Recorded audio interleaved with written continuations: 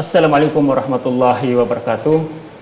Sahabat menilai Provinsi Gorontalo yang berbahagia, masih kembali bersama kami di Robusta ngobrol bareng Ustadz.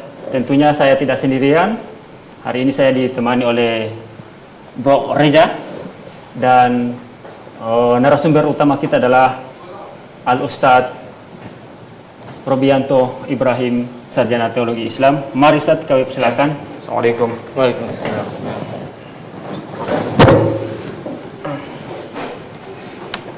Ya, baik pemirsa Nemusa TV Gorontalo, sangat menarik acara kita pada sore hari ini, yaitu ngobrol bareng Ustadz ini terkait atau kita akan mengambil topik hari ini adalah karakter Khawarij di era milenial. Ya, pemirsa, untuk mengawali perbincangan kita pada sore hari ini, kita langsung saja memberikan atau mendengarkan penjelasan dari Ustadz terkait dengan seperti apa ya Khawarij ini. Mungkin Ustadz langsung saja, karena mungkin ini jangan sampai asing di telinga teman-teman sahabat milenial kita. Mungkin Ustadz langsung saja kami persilakan Ustadz. Ya. Bismillahirrahmanirrahim. Alhamdulillah. Wassalatu wassalamu ala Rasulillah wa ala alihi wa sahbihi wa man tabi'ahum bi ihsanin ila yaumiddin wa ba'd. Para pemirsa Mimoza TV dimanapun Anda berada yang senantiasa menyaksikan ngobrol bareng Ustadz atau Robusta, pada kali ini kita membahas tema tentang Khawarij. Apa itu Khawarij? Khawarij itu berasal dari kata kharaja. Kharaja itu artinya adalah keluar. Ya. Kenapa dikatakan keluar? Karena ciri khas mereka keluar dari ketaatan yang sah. Itu yang pertama. Ya. Keluar dari ketaatan yang sah. Itu yang pertama. Yang kedua, keluar dari pemahaman yang sebenarnya. Itu dinamakan dengan Khawarij. Ya. Maksudnya keluar dari pemahaman yang sebenarnya maksudnya bagaimana? Orang yang berdosa dengan dosa besar mereka kafirkan. Ya. Jadi berdosa dengan dosa besar mereka kafirkan. Makanya dinamakan dia Khawarij karena dia keluar dari ketaatan yang sah. Jadi kita wajib taat, mereka tidak taat. Ya. Kita tidak bisa mengatakan kafir, mereka mengatakan kafir. Ya, karena kata Nabi Muhammad SAW, "Man qala li akhihi ya kafir, faqad ba'a bihi ma ahaduhuma. In kana kama qala wa illa har alaih." Barang siapa yang mengatakan kepada saudaranya wahai kafir, maka dia akan kembali salah satu dari keduanya. In kana kama qala, kalau benar tidak apa-apa, wa illa har alaih. Kalau tidak benar tuduhan tersebut, maka akan kembali kepadanya. Maka hati-hati kita mengatakan kepada orang lain itu kafir. Ya, karena dan ini kalau orang yang suka mengkafirkan seperti ini, maka ada ciri khas bahwa dia memiliki sifat-sifat Khawarij. Nah. Jadi mungkin Ustaz, saya ingin bertanya Ustaz. Yeah. Ini kalau misalnya Khawarij ini sudah ada maksudnya sudah ada di zaman Nabi, mengapa tidak dibasmi Ustaz sejak di zaman Rasulullah itu Ustaz? Iya, begini ya. Di zaman Nabi itu belum ada Khawarij dari sisi penamaan, tetapi Khawarij dari sisi sikap. Maksudnya bagaimana? Pernah di zaman Nabi pernah membagi ghanimah. Ya, tahu ghanimah? Hasil rampasan perang. Iya. Nabi membagi ghanimah. Setelah Nabi membagi ghanimah, bayangkan ada yang berani mengatakan kepada Nabi, "I'dil ya Rasulullah." Berbuat adillah wahai Rasulullah. Bayangkan, secara tidak langsung dia mengatakan Nabi itu tidak adil. Ya, dia datang dengan mengatakan i'dil ya Rasulullah. Ya, berbuat adil wahai Rasulullah. Apa kata Nabi Muhammad SAW? "Faman ya'dillah wa rasulah." Siapakah yang adil selain dari Allah dan Rasulnya? Tidak ada yang lebih adil kecuali Allah dan Rasulullah SAW. Ya, datang orang ini mengatakan, ya, i'dil ya Rasulullah. Kemudian kata Nabi Muhammad SAW, "Sayakhruju min hadzal rajul qaumun." Ya, maka akan keluar dari orang ini satu kaum, ya. Mereka mengamalkan amalan agama mereka, ya, seakan-akan seperti, ya, kalian itu akan meremehkan ibadah kalian. Antum tahkiruna salatakum ala salatihim. Kalian kalau melihat orang-orang seperti mereka ini, kalian ketika melihat salat mereka, kalian akan meremehkan ibadah kalian, ya. Saking apa? Karena ibadah mereka sangat khusyuk, ya. Kaki mereka sampai bengkak-bengkak, jidat mereka sampai hitam, ya.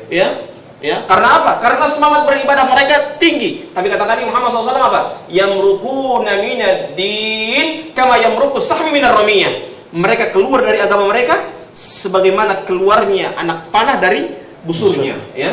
Jadi itulah yang dianalogikan oleh Nabi.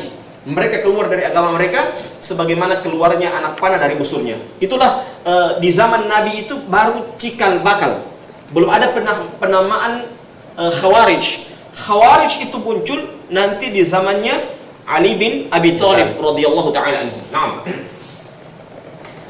Baik Ustaz, mungkin sedikit untuk menggambarkan bahwa kelompok ini dikatakan, atau apakah hal yang paling mendasar kelompok Khawarij ini dikatakan sesat begitu? Iya. Pertama begini, ya. Khawarij itu kenapa dianggap menyimpang? Ya.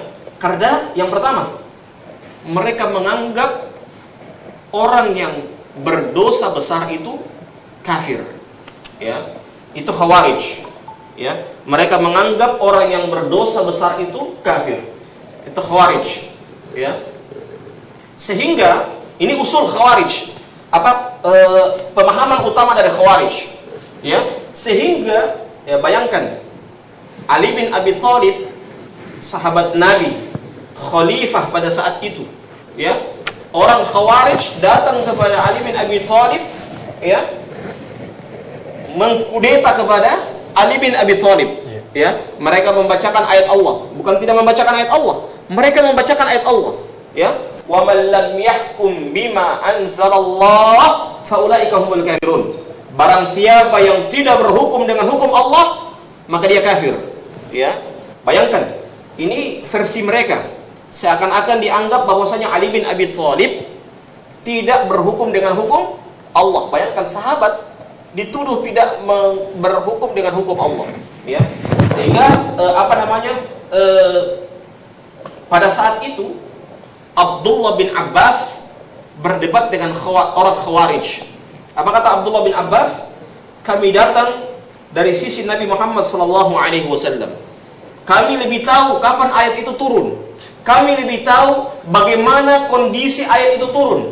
Kemudian kata Abdullah bin Abbas, yang dimaksudkan adalah faulaika humul kafirun, adalah kufrun duna kufrin, ya, fuskun duna fuskin, ya.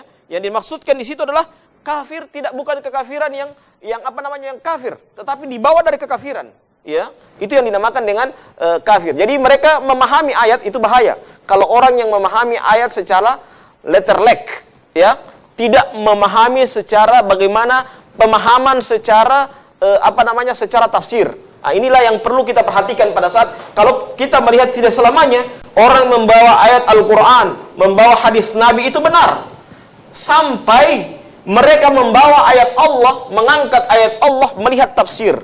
Begitu juga ketika mereka mengangkat hadis Nabi. Tidak selamanya orang mengangkat hadis Nabi itu benar. Kita lihat bagaimana penjelasan para ulama, syarah dari penjelasan para ulama tentang masalah hadis tersebut. Jadi kalau orang yang datang dengan ayat Al-Quran seperti lihat, bayangkan orang Khawarij datang kepada Ali bin Abi Thalib, mereka memberontak kepada Ali bin Abi Thalib bawa ayat Al-Quran, bukan tidak bawa ayat Al-Quran, tapi mereka membawa ayat Al-Quran untuk memberontak kepada Ali bin Abi Thalib radhiyallahu taala anhu. Maka inilah yang perlu kita perhatikan pada saat ada orang yang datang dengan ayat Al-Quran, datang dengan Quran dan Sunnah, belum tentu benar, ya, belum tentu benar. Kita cocokkan apakah ayat Al-Quran atau hadis Nabi, ya, yang mereka bawakan itu sesuai dengan penjelasan para ulama atau kesimpulan mereka sendiri. Ya, sama dengan orang Khawarij, mereka menyimpulkan dengan kesimpulan sendiri, sehingga mereka memberontak kepada Ali bin Abi Thalib, sehingga dinamakan mereka adalah orang Khawarij. Nah, baik Ustadz, mungkin Ustadz selanjutnya ada terkait dengan kelompok Khawarij ini begitu identik dengan kekerasan. Nah, kira-kira mengapa seperti ini, Ustaz?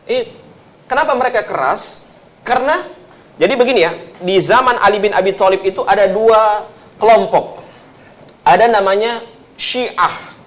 Kalau Syiah itu mereka terlalu gulu kepada Ali bin Abi Thalib. Itu Syiah. Tapi kalau Khawarij, ya, mereka antipati kepada Ali bin Abi Thalib.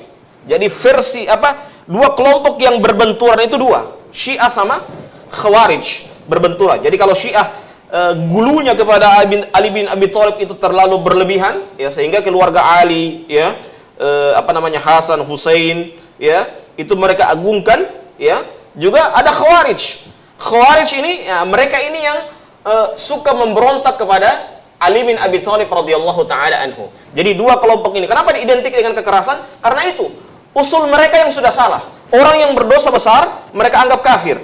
Sehingga ketika ada yang mereka anggap baru dosa besar, belum kekafiran yang nyata, ya, baru dosa besar mereka langsung kafirkan. Sehingga itulah bahayanya kalau orang yang berpemahaman dengan pemahaman Khawarij seperti ini.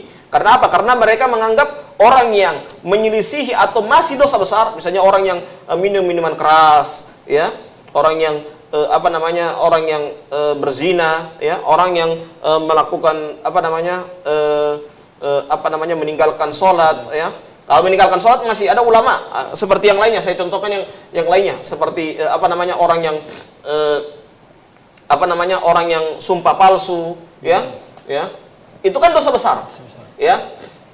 Tapi inilah yang perlu kita untuk butuh perincian, butuh penjelasan. Dan itulah kenapa orang Khawarij identik dengan kekerasan. Karena usul mereka sudah keliru. Jadi usul mereka itu orang yang berdosa besar kafir, ya, orang berdosa besar kafir. Wallahu a'lam bishawab. Naam. Baik, Ustaz, mungkin selanjutnya dari barista mungkin ada lagi. Silakan. Ini Ustaz, jika mungkin Ustaz bisa gambarkan potret sejarah sebelumnya, kapan kelompok ini melebarkan sayapnya untuk tentang pengaruh pemahaman mereka, Ustaz? Iya. Jadi itu ya, Khawarij itu mereka melebarkan sayap itu pada saat menampakkan gigi taringnya itu pada saat di masa Ali bin Abi Thalib. Yeah. Ya. Jadi Khawarij itu cara beragama. Yeah. Di zaman sekarang ada Khawarij, tetapi namanya bukan Khawarij. Yang kita lihat itu adalah karakteristiknya. Jadi kalau ada ya orang yang suka mengkafirkan, ya, atau yang sejenis dengan itu, ya, suka mengkafirkan. Jadi kalau suka mengkafirkan itu seperti berarti batal asyhadu alla ilaha illallah. Ada lagi yang batal asyhadu anna Muhammad Rasulullah, ya, yang suka mengatakan bahwasanya orang ini menyelisihi Nabi, padahal tidak menyelisihi Nabi, ya. Ini cikal bakal Khawarij. Karena apa? Mereka anggap bahwa sikap ini adalah sikap yang orang yang berbeda dengan mereka dianggap menyelisihi Nabi, ya. Nah, inilah yang perlu kita sehingga Khawarij ini dari sisi namanya sudah tidak ada, tetapi karakteristik masih ada sampai dengan sekarang.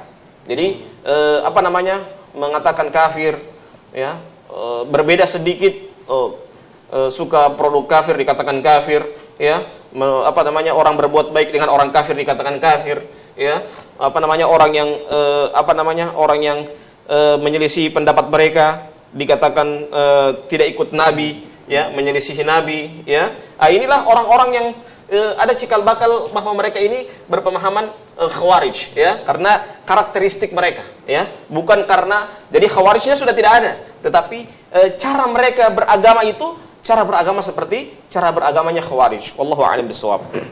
Oke. Baik, sahabat milenial, kita sangat menarik penjelasan ataupun diskusi kita pada sore hari ini. Namun, sobat milenial, kita akan jangan kemana-mana karena setelah ini kita akan segera kembali.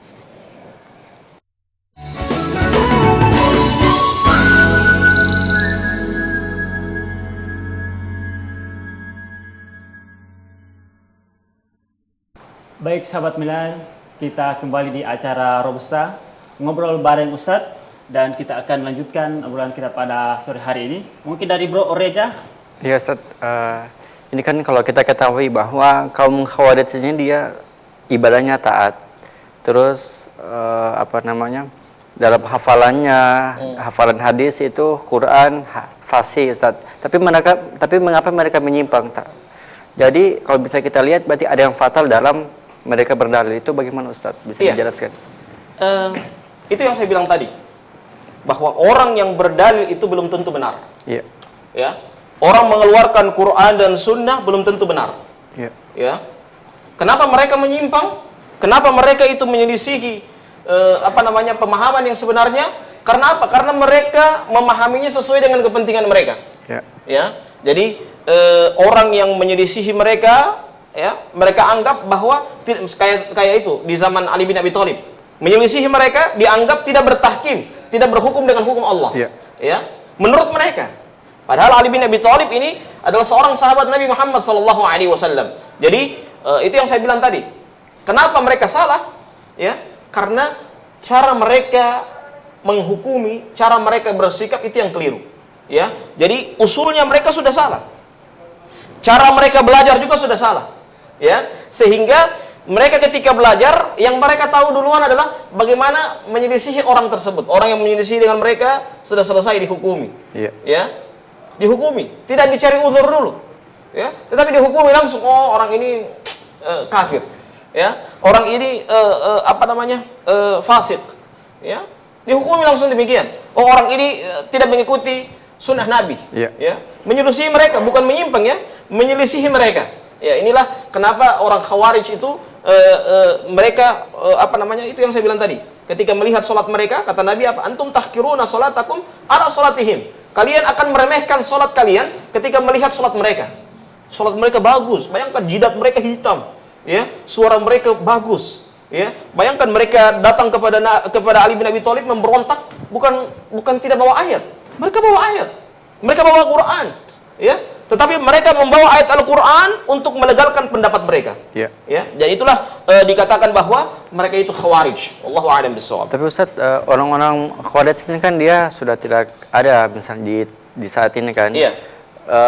Tapi pastinya pemahaman dan pemikiran mereka masih ada. Iya. Sekarang Ustaz, apakah Ustaz melihat gejala seperti itu di era milenial saat ini? Iya, ada ya. Jadi ada beberapa pendapat ya, mereka menukilkan ya, kadangkala hal yang bisa diberikan uzur mereka tidak berikan uzur. Ya. Berbeda sedikit, ya bayangkan berbeda sedikit dengan mereka anggap menyelisihi Nabi. Ya, bayangkan kalau dikatakan menyelisihi Nabi, ya, berarti secara tidak langsung dia tidak taat kepada Allah. Ya. Karena wa may yuti'ir rasul faqad ata Allah. Barang siapa yang taat kepada Rasul, berarti dia sungguh taat kepada Allah. Mafhum mukhalafahnya ketika dia tidak menyelisihi Rasul, ketika dia menyelisihi Rasul berarti menyelisihi Allah Subhanahu wa taala. Itulah yang perlu kita perhatikan. Jadi di masa sekarang ada orang-orang yang berwatak seperti ini, berkarakter seperti ini. Mereka tidak berhati-hati. Seharusnya ketika mereka belajar, ya, ketika mereka menimbah ilmu, ketika mereka mempelajari ilmu agama, semakin belajar, ya, semakin berhati-hati. Bukan semakin belajar semakin suka menghukumi. Ya. Kita bukan dihukumi, tugas kita bukan untuk menghukumi. Tugas kita adalah menyampaikan. Wa ma 'alaina illal balagul mubin. Ya, tugas kami apa? Balagul mubin. Tugas kita adalah menyampaikan dan memberikan penjelasan. Selesai. Urusan hidayah itu urusan Allah. Yeah. Ya. Jangan ketika dia tidak mau dengar, oh ente ini Masya Allah menyelisih Nabi, ente ini kafir. Ya Allah, ente siapa? Ya. Tugas kita menyampaikan. Dia dengar Alhamdulillah, dia tidak dengar kita berdoa kepada Allah. Yeah. Jangan kita mengatakan, oh sudah ente ini kena syubhat, ente ini abu-abu, ente ini macam-macam. Ya. Tidak dengar mereka memaksakan kehendak. Ini yang bahaya. Orang-orang seperti ini membahayakan, sehingga karakteristik Khawarij itu di zaman sekarang masih ada. Nah, baik Ustaz, salah satu ciri mereka yaitu bersifat sangat eksklusif, yaitu menganggap menyimpang dari kelompok-kelompok di luar daripada kelompok mereka. Nah, apakah ini Ustaz, dan juga mereka ini kelompok ini Khawarij ini adalah menganggap atau bisa menyamatkan ahlul bidah. Nah, apakah Ustaz ciri-ciri seperti ini itu mengarah kepada pemahaman Khawarij? Begini ya, kita ketika menghukumi orang, kita harus hati-hati. Ya, sebelum saya bahas masalah itu, ketika menghukumi orang hati-hati. Ya, sebagaimana yang saya sampaikan tadi, man qala li akhihi ya kafir, hadis Nabi. Ya, faqad ba'a bihi ma ahaduhuma in kana kama qala wa illa harali. Barang siapa yang mengatakan kepada saudaranya wahai kafir, maka dia akan kembali salah satu dari keduanya. In kana kama qala, kalau benar tidak apa-apa. Wa illa harali. Kalau tidak benar tuduhan tersebut, maka akan kembali kepadanya. Begitu juga kalau menuduh orang lain ahlul bid'ah. Kalau tidak benar, ya, kalau hanya sekedar asumsi, kalau hanya sekedar menyelisih pendapat mereka, bukan menyimpang ya, hanya menyelisih pendapat mereka, atau tidak mengikuti mazhab mereka, kemudian mereka mengatakan ahlul bid'ah, ini masalah. Ini masalah. Atau orang yang menyelisih pendapat mereka dianggap tidak ikut dalil, ini masalah. Ini masalah. Ini hal yang perlu kita kita harus teliti dengan baik. Jadi kita harus lihat, ya. Dia mengatakan ahlul bid'ah kepada kita, kita juga harus introspeksi diri. Bisa saja yang dia sampaikan kepada kita, dia menuduh kita ahlul bid'ah, betul. Ya, bisa saja tidak betul karena menyelisihi dianggap karena menyelisihi kelompok mereka dianggap ahlul bid'ah, bukan karena menyimpang, ya. Jadi ada dua kemungkinan, bisa saja betul dia menuduh kita ahlul bid'ah, betul. Bisa saja karena orang ini belum tahu apa-apa. Orang ini karena baru belajar, baru hijrah, Masya Allah, ya. Tetapi belum terarah dia belajar, sehingga dia baru belajar sudah berlagak ulama, petantang petenteng, ya. Kemudian dia sembarang mengatakan orang yang berbeda dengan kelompok mereka dikatakan ahlul bid'ah. Inilah yang perlu kita harus jaga-jaga. Harusnya ketika dia belajar, dia baru belajar itu dia berhati-hati. Semakin dia belajar dia harus hati-hati. Semakin dia belajar harus bijak. Semakin dia belajar dia harus semakin berhati-hati dalam menghukumi. Karena ini berkaitan dengan kehormatan seorang muslim. Kalau berkaitan dengan kehormatan seorang muslim, dia harus berhati-hati. Karena kata Nabi Muhammad SAW, inna dima'akum wa amwalakum wa a'radakum haramun alaikum kahurmati yaumikum hadha fi syahrikum hadha fi baladikum hadha. Kata Nabi Muhammad SAW, inna dima'akum, sesungguhnya darah kalian, wa amwalakum, sesungguhnya harta-harta kalian, wa a'radakum, dan kehormatan kalian haram untuk ditumpahkan. Jadi tidak boleh kita menumpahkan, dan mengatakan ahlul bid'ah berarti menumpahkan kehormatan seorang muslim. Ya, secara tidak langsung kita mengatakan orang itu ahlul bid'ah, secara tidak langsung kita mengatakan bahwasanya orang itu adalah benci kepada Nabi. Secara tidak langsung kita mengatakan orang itu tidak suka kepada Nabi Muhammad SAW. Ini bahaya. Hanya karena menyelisih kelompok mereka kemudian mereka mengatakan ahlul bid'ah. Ini bahaya. Ya, ini hanya karena menyelisih kelompok mereka dianggap tidak ikut dalil. Ini bahaya. Ya, padahal bukan tidak ikut dalil, tetapi dia punya pendapat yang lain, dan pendapat itu masih diakomodir oleh para ulama yang lain. Tetapi karena dianggap karena dianggap menyelisihi ulama mereka, dianggap ahlul bid'ah. Ini yang bahaya. Ini cikal bakal khawarij orang-orang yang seperti ini. Padahal, ya, makanya kata Imam Malik apa? Man faraqad dalil dallas sabil. Barang siapa yang menyelisihi dalil, maka dia akan tersesat dari jalan. Menyelisihi dalil, bukan orang di atas dalil kemudian kita katakan menyelisihi dalil. Ya, jadi seperti begini, misalnya begini, mereka berpijak di mazhab Hambali, kita di mazhab Syafi'i, mereka anggap tidak ikut dalil.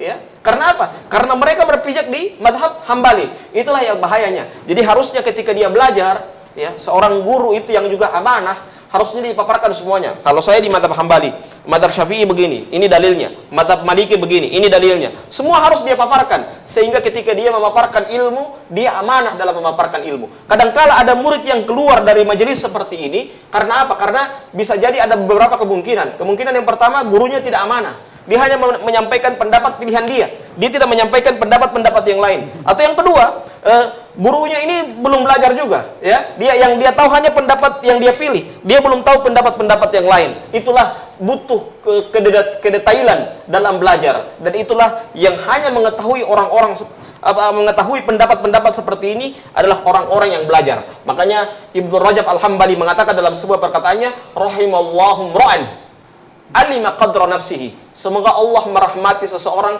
yang menyelisihi kadar diri. Ya, yang mengetahui kadar diri. Ya, kalau dia mengetahui kadar diri, ya, dia akan berhati-hati dalam berkata. Ya, dia akan berbicara dengan ilmu. Ya, itu kalau orang mengetahui kadar diri. Tapi kalau orang yang tidak mengetahui kadar diri, nah ini yang bahaya. Huwata, ya, nunungo. Ya, karena apa? Karena tidak mengetahui kadar diri. Jadi kalau dia tidak tahu, dia diam. Oh, saya harus tanya sama ulama. Itu orang mengetahui kadar diri. Tapi kalau orang tidak tahu kadar diri, sebagaimana dalam peribahasa, tong kosong Berbunyi nyaring. berbunyi pelepete tayo. Jadi tong kosong berbunyi nyaring, ya. Kenapa demikian? Karena dia tidak mengetahui kadar diri. Tetapi kalau dia mengetahui kadar diri, dia berbicara sesuai dengan ilmunya. Oh, yang saya tahu begini, sisanya saya tidak tahu. Berarti dia tahu kadar diri. Tetapi kalau orang yang tidak tahu kadar diri, dia sembarang berfatwa. Dia bersikap seperti mufti, padahal dia tidak layak untuk berfatwa. Wallahu a'lam bishawab. Ya, baik Ustaz. Ini ada pertanyaan juga yang masih lanjutan dari teks yang ada Ustaz. Dari pertanyaan, ada sebuah anggapan bahwa gerakan Wahhabisme yang muncul di abad 19 ini sebenarnya merupakan metamorfosis ya dari kelompok Khawarij. Nah, menurut pandangan Ustaz seperti apa ini Ustaz? Iya, begini ya. Kalau saya lebih cenderung kepada cara bersikap, ya. Cara bersikap itu yang penting. Jadi kita lihat itu adalah haqa'iq, ya. Kita lihat cara bersikapnya. Bagaimana cara bersikapnya? Cara bersikapnya dengan ilmu atau tidak? Kalau saya lebih cenderung ke situ, ya. Karena di masing-masing kelompok ada orang yang berwatak seperti ini, ya. Orang yang tidak sesuai dengan kelompok mereka atau keluar sedikit dari cara beragama mereka dianggap kayak meninggalkan agama, ya. Kan ada di masing-masing kelompok ada yang berwatak seperti ini, ya. Jadi ada orang yang tidak sesuai dengan kepentingan kelompoknya dianggap sudah keluar dari agama, ya. Jadi kalau metamorfosis yang kita lihat itu adalah makanya Khawarij itu yang kita lihat itu adalah sistemnya, ya. Suka mengkafirkan, ya. Oh, kalau sudah tidak ikut kelompok mereka dianggap sudah dianggap sudah meninggalkan agama. Padahal kasihan masih Islam, ya. Tapi dianggap sudah sudah meninggalkan agama, ya. Atau misalnya bahkan sudah dilarang lagi foto bersama dengannya, ya. Dilarang melike statusnya, ya. Kan ada jadi metamorfosisnya. Jadi yang kita lihat itu sikapnya. Bagaimana sikap-sikap mereka. Jadi kalau ada sikap-sikap seperti ini metamorfosis dari Khawarij, ya. Jadi kalau sikapnya suka mengkafirkan, ya, atau menganggap orang itu menyelisihi Nabi, atau dianggap orang ini sudah tidak konsisten lagi, dianggap orang ini abu-abu lah, dianggap orang ini macam-macam dengan julukan macam-macam, ya, maka ini ada kemungkinan dia berwatak dengan watak Khawarij. Dari watak Khawarij itu di semua kelompok ada. Yeah. Jadi karena yang diukur itu wataknya, bukan diukur itu kelompoknya. Jadi watak Khawarij di semua kelompok ada. Orang yang keluar dari kelompoknya sudah tidak ikut. Masalahnya bukan tidak ikut, sudah tidak Islam lagi, tapi sudah tidak ikut agama kelompoknya. Dianggap sudah tidak ikut agama. Ya, ini yang perlu kita perhatikan bersama watak-watak seperti ini. Nah, Allahu a'lam bishawab. Nah, Ustaz, saya ingin bertanya, Ustaz. Kita tahu bahwa Khawarij ini memiliki fanatisme terhadap kelompok. Iya. Nah, kadang juga kadang dia tidak suka dengan berbagai ulama yang tidak sepaham dengan dia. Nah, terus apakah sikap seperti itu termasuk gulu atau bagaimana, Ustaz? Iya, termasuk gulu, ya. Jadi oke Ustaz, sangat menarik perbincangan kita pada sore hari ini. Tapi kita harus jeda terlebih dahulu, sahabat mineral. Jangan kemana-mana, setelah ini kita akan kembali.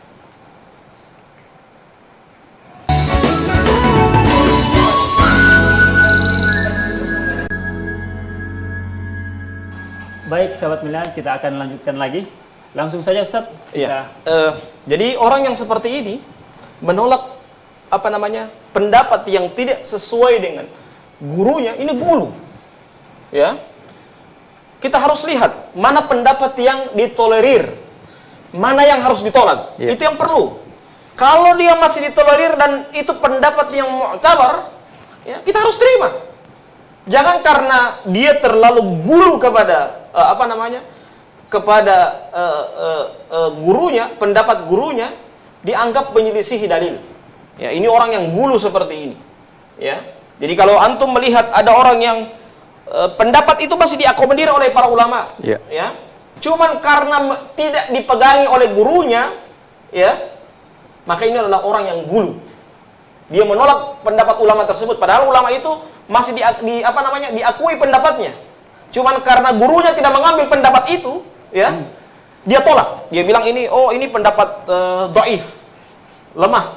Ini pendapat tertolak. Padahal diakomodir, diakui. Cuman karena gurunya tidak mengambil pendapat itu, ya, dia juga tidak ikut pendapat itu. Ini bahaya, pendapat yang orang-orang yang berwatak seperti ini. Dan ini orang gulu. Berapa banyak orang yang gulu di zaman sekarang? Orang yang fanatisme berlebihan kepada guru itu, fanatisme berlebihan ya. Orang yang fanatisme berlebihan kepada gurunya, kadangkala dia menolak taklid. Tetapi dia gulu kepada gurunya, ya. Kalau disuruh pilih sama saya, mau ikut Imam Syafi'i atau gurunya, saya lebih pilih Imam Syafi'i. Imam Syafi'i jelas keilmuannya, kalau gurunya tidak jelas keilmuannya. Ya. Jadi saya lebih pilih pendapat Imam Syafi'i dibanding memilih pendapat gurunya, ya. Karena Imam Syafi'i diakui keilmuannya. Jadi itulah perlu kita perhatikan pada saat kita mengambil pendapat di kalangan di kalangan para ulama tersebut. Wallahu a'lam bishawab. Nah, Ustaz, saya ingin bertanya lagi, Ustaz. Ini mungkin pertanyaan yang mewakili teman-teman sobat menilai semua yang ada di rumah. Terkait dengan sanad keilmuan, Ustaz, jika dirunut ke belakang, apakah kelompok-kelompok eksklusif seperti ini memiliki otoritas mengklaim diri mereka bermanhaj salaf? Itu seperti apa itu? Apakah memang mereka bermanhaj salaf atau bagaimana, Ustaz? Iya, begini ya. Kalau kita mau lihat, ya, semua orang yang ikut ulama dan ulama itu diakui keilmuannya, itu bermanhaj salaf. Yang masalah sekarang adalah manhaj salaf itu dikotak-kotakan. Oh, kalau ikut majelis saya manhaj salaf. Kalau tidak ikut majelis saya bukan manhaj salaf. Ini masalah. Di sini masalahnya. Ya. Jadi standarisasi manhaj salafnya dilabeli dengan kelompoknya. Kalau ikut kelompok saya ikut dalil. Kalau tidak ikut kelompok saya dianggap tidak ikut dalil. Nah, ini masalah, ya. Dengan tanpa meneliti, ya. Kalau memang benar-benar tidak ikut dalil, oke, silakan, itu sah. Tetapi kalau masalahnya adalah ketika ulama yang dia ikuti masih diakomodir dan bahkan lebih sahih dari pendapat yang dia yakini, ya. Karena gurunya tidak mengambil pendapat tersebut dianggap dhaif. Nah, ini yang masalah. Inilah yang perlu kita untuk perlu untuk kita teliti dengan detail. Ya. Jadi kalau manhaj salaf itu manhaj yang Masya Allah, manhaj yang suci. Karena salafus soleh, ya. Apalagi manhaj salaf yang dimaksudkan di sini adalah qurunul mufaddalah, ya. Generasi terbaik, ya. Sahabat, tabi'in dan tabi'ut tabi'in, ya. Kurun waktu masa yang terbaik, masa keemasan di zaman Islam, ya. Tapi kalau masa keemasan ini dijadikan standar kelompoknya, maksudnya dijadikan kalau ikut kelompok kami ikut manhaj salaf. Tapi kalau tidak sekelompok dengan kami bukan ikut manhaj salaf. Nah, ini masalah. Di sini masalahnya. Ya. Orang ikut mazhab Syafi'i dianggap tidak ikut manhaj salaf, ya. Bahkan dianggap mengakomodir ahlul bid'ah. Nah, ini yang masalah, ya. Kalau orang yang ikut Hambali dianggap ikut manhaj salaf. Ini masalah. Ya, kalau hanya ikut Ibnu Taimiyah dianggap mengikuti manhaj salaf. Ini masalah. Di sini masalahnya. Ya, di sinilah titik sering terjadi masalah di masyarakat itu di sini. Ya, seakan-akan manhaj salaf itu dijadikan standar kelompoknya. Jadi kelompok itu sudah dibuat coupling sendiri. Ya, jadi coupling kalau kelompok kami manhaj salaf. Selain dari kelompok kami, sekalipun ikut ulama salaf dianggap bukan manhaj salaf. Ini yang masalahnya. Di sini masalahnya. Wallahu a'lam bishawab. Naam. Ya, Ustaz, saya ingin bertanya lagi, Ustaz, terkait seorang penuntut ilmu dan mengapa para penuntut ilmu ini yang mengabaikan sanad kelihatannya menjadi sasaran utama kelompok-kelompok berciri khawarij ini, Ustaz. Nah, Ustadz, sangat disayangkan ternyata kajian-kajian mereka yang kaku itu sangat diminati oleh anak-anak milenial, Ustadz. Mungkin bagaimana sikap kita seperti itu, Ustadz? Iya, belajar agama itu harus punya sanad. Iya. Ya. Kata para ulama, al-isnadu minad din. Laulal isnad laqala man syaa ma syaa. Sanad itu bagian dari agama. Laulal isnad, seandainya bukan sanad, laqala man syaa ma syaa. Maka orang akan berkata dengan sekehendak mereka. Mengapa orang-orang yang tidak bersanad itu sasaran utama mereka? Ya karena orang yang tidak punya sanad berarti apa? Laqala man syaa ma syaa. Dia berbicara sesuai dengan kehendak mereka. Maksudnya apa? tong kosong berbunyi nyaring, ya. Jadi dia yang dijadikan sasaran utama itu adalah orang bodoh, ya. Seandainya mereka punya sanad pasti tidak tertarik, ya, tidak tertarik. Makanya mengambil ilmu agama itu harus kepada orang yang bersanad. Kalau orang yang bersanad, ya, sanadnya jelas, ya, keilmuannya jelas, maka kita harus ambil ilmunya, ya. Tapi kalau tidak punya sanad, ini diragukan keilmuannya. Sekalipun dia dari sisi belajarnya dia sudah jauh, belajar ke Timur Tengah, tapi dia tidak punya sanad, ini diragukan. Ya, saya kalau belajar, lihat yang saya tanya duluan, mana sanad ente? Kalau punya sanad, saya mau belajar. Kalau tidak punya sanad, merdut, ya, tertolak. Karena orang yang seperti ini tidak layak diambil ilmunya. Karena apa? Tidak punya sanad. Ya, karena sanad itu adalah keberkahan. Ya, kalau kita tidak punya sanad, maka keilmuan kita diragukan karena tidak berkah keilmuan kita. Allahu a'lam bishawab. Masih ada lagi, Bro? Mungkin dari Ya, baik, pemirsa. Ustaz, ini apakah benar bahwa ajaran demonstrasi ini itu merupakan ajaran ataupun demonstrasi terhadap penguasa itu, apakah ini ajaran daripada Khawarij, Ustaz? Begini ya, itu yang saya bilang tadi. Kita harus rinci. Demonstrasi itu termasuk bugot atau tidak? Ya, itu dulu. Yang kedua, kita harus lihat yang kita lihat itu orang yang demonstrasi itu mengkafirkan pemimpin atau tidak. Karena usul dari Khawarij itu tadi apa?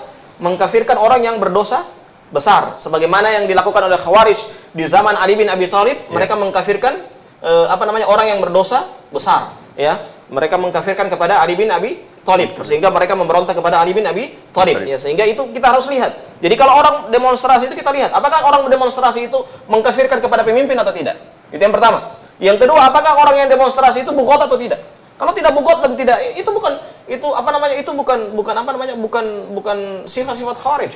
Jadi kalau kecuali kalau mereka punya i'tiqad, punya keyakinan seperti itu. Orang yang demonstrasi dia meyakini bahwa pemimpin itu kafir. Dia meyakini bahwasanya termasuk bugot. Ya, maka ini hal yang dia masuk kepada karakteristik orang Khawarij. Wallahu a'lam bishawab. Nah, baik, Ustaz, selanjutnya Ustaz, bagaimana cara kita untuk menghindari umat Islam ini dari ciri-ciri ataupun pemahaman Khawarij, Ustaz? Iya, yang pertama, orang harus belajar. Ya.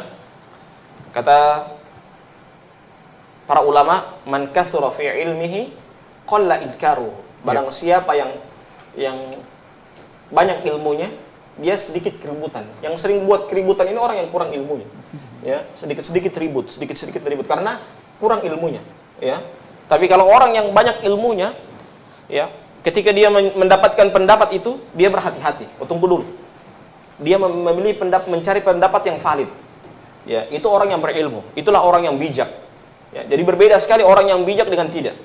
Kalau orang yang bijak itu ketika dia melihat pendapat, dia tidak langsung menghukumi. Dia meneliti dengan penelitian yang detail. Itu orang yang bijak. Dalam menghukumi. Jadi kalau kita mau memberantas orang yang atau ingin orang tidak terpengaruh dengan pemahaman Khawarij, pertama dia harus belajar dengan detail, ya. Jangan cuma belajar secara otodidak, ya. Karena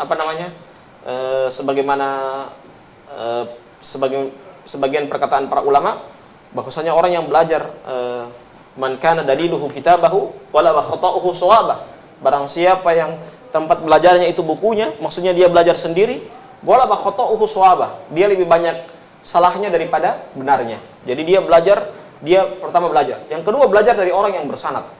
Kalau belajar dari orang yang bersanad, jelas ilmunya berkah karena turun temurun cara belajar itu dari Nabi terus kepada para ulama sampai ke kita.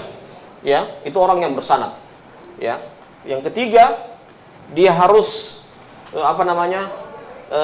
supaya terhindar dari pemahaman Khawarij, dia harus berhusnudzon kepada orang muslim, ya. Karena ini pengaruh, bayangkan ini di zaman sahabat loh. Sahabat saja disuudzon, dianggap kafir. Ya, sahabat Nabi, yang Nabi sudah menjamin surga, datang orang yang mengatakan sahabat Nabi Ali bin Abi Thalib menghukumi dengan selain hukum Allah, ya. Jadi ini sangat berbahaya orang-orang yang seperti ini. Allahu a'lam bishawab. Jadi kalau kita melihat caranya, dia memang harus belajar, kemudian belajar dari orang yang bersanad, kemudian husnudzon kepada belajar berhusnudzon. Ya, kalau orang terbiasa dengan husnudzon kepada kaum muslimin, nah ini tidak akan terpengaruh dengan pemahaman Khawarij seperti itu. Allahu a'lam bishawab. Naam. Pemirsa, sobat milenial, tak terasa obrolan kita pada sore hari ini sudah berada di penghujung acara.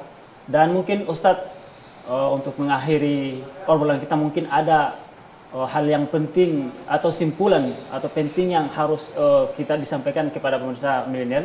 Mungkin Ustadz silakan. Iya. Yang pertama, pentingnya kita belajar, ya. Jadi semua kita, sebagaimana nasihat para ulama, kita dalam sehari itu, kalau ulama dulu ya, minimal 4 jam belajar, 4 jam, ya. Kita harus belajar. Ya, jangan merasa cukup. Kapan orang merasa cukup dengan tidak mau belajar, maka disitulah dia terjerumus dalam kejahilan, terjerumus dalam kebodohan. Tapi kapan seseorang itu senantiasa belajar dan terus belajar, maka pada saat itulah dia mulai Allah mengangkat dirinya. Dan semoga Allah merahmati orang-orang yang cinta dengan ilmu, yang menyibukkan dirinya dengan ilmu. Dan ini tanda hidayah kepada seseorang ketika dia menyibukkan dirinya dengan belajar. Karena sangat susah kita menemui orang-orang yang menyibukkan dirinya dengan ilmu, ya. Dan kalau dia dalam kehidupannya dengan ilmu, menghukumi dengan ilmu dan berhati-hati juga dalam menghukumi orang, insya Allah dia tidak akan terjerumus dalam sikap-sikap Khawarij seperti ini. Jadi inilah yang perlu kita perhatikan pada saat kita menghukumi orang, karena kadangkala ada orang yang tidak tahu, karena dia tidak belajar, ya. Kebanyakan orang-orang yang tidak mengetahui karakteristik Khawarij, ya, langsung menuduh orang lain Khawarij bahkan, ya. Karena apa? Karena dia tidak belajar. Seandainya mereka belajar, seandainya mereka senantiasa menyibukkan dengan ilmu, maka mereka pasti berhati-hati. Makanya para ulama mengatakan man katsura fi ilmihi qalla inkaruhu. Barang siapa yang banyak ilmunya, maka dia akan sedikit pengingkarannya, sedikit keributannya. Maka kalau orang yang sering buat ribut, ya, berarti sedikit ilmunya, ya. Maka hati-hatilah kita dari orang-orang seperti ini, dan kita harus menghindar juga jangan sampai kita terjerumus dalam sikap seperti ini. Allahu a'lam bishawab. Dan semoga kita semua dan juga para pemirsa dimanapun Anda berada dalam keadaan sehat walafiat. Dan kita tutup dengan bacakan doa kafaratul majelis. Subhanakallahumma bihamdika asyhadu an la ilaha illa anta astaghfiruka wa atubu ilaik. Assalamualaikum warahmatullahi wabarakatuh. Waalaikumsalam. Baik, sobat milenial, tak terasa usai sudahlah perjumpaan ataupun pertemuan kita pada sore hari ini. Oleh karena itu saya